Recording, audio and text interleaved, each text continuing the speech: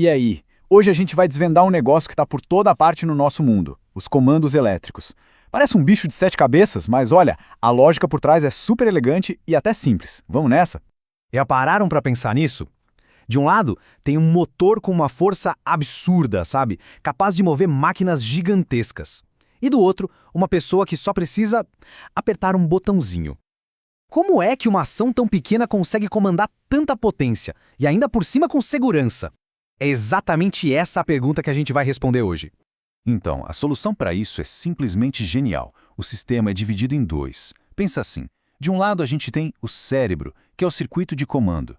Ele trabalha com pouca tensão, pouca energia, processa as ordens, é a parte que é segura para uma pessoa interagir. E do outro lado a gente tem a força, o circuito de potência.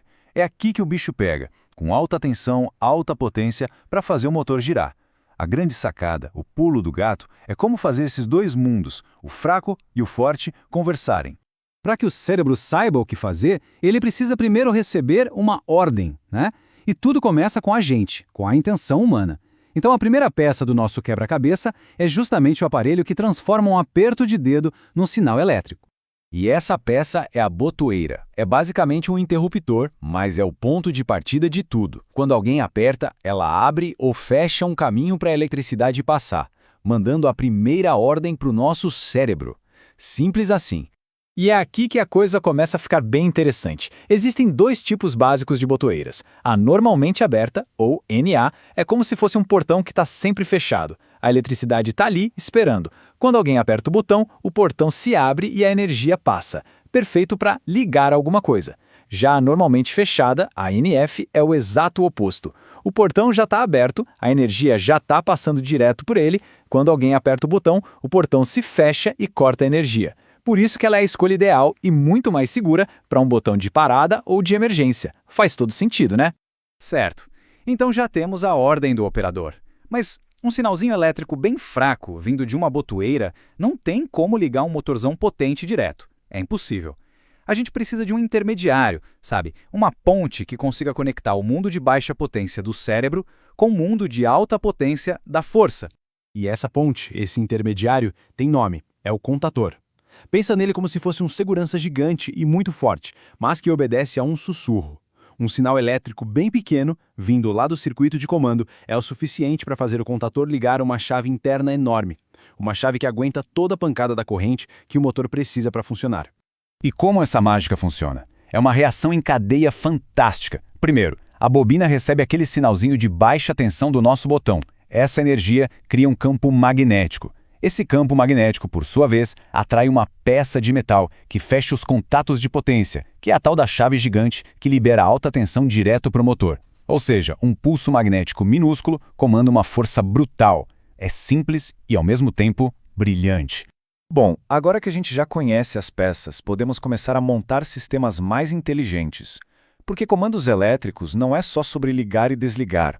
É sobre criar regras, condições, criar uma lógica de funcionamento.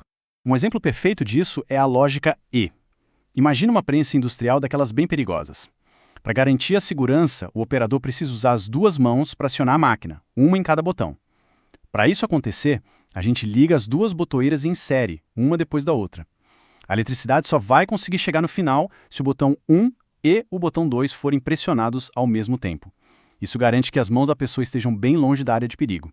Agora, a lógica OU serve para dar flexibilidade. Pensa numa esteira de produção bem longa num galpão. Seria ótimo poder ligar ela tanto do começo quanto do final da linha, certo?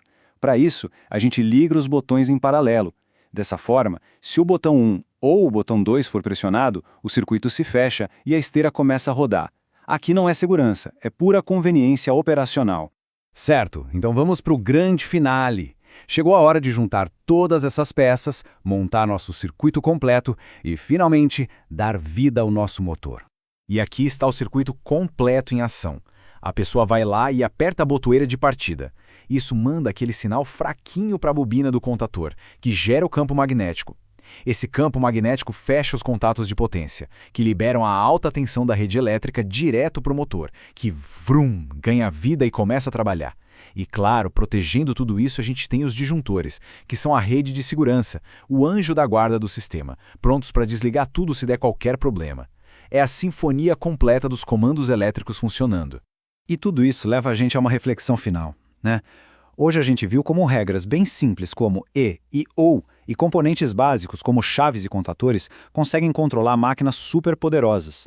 E isso não vale só para motores não. Se a gente parar para pensar, da computação até a biologia, muitos sistemas incrivelmente complexos são na sua essência o resultado da combinação de regras lógicas muito, muito simples. Onde mais no nosso mundo a gente consegue ver essa beleza fundamental em ação? Fica aí a pergunta.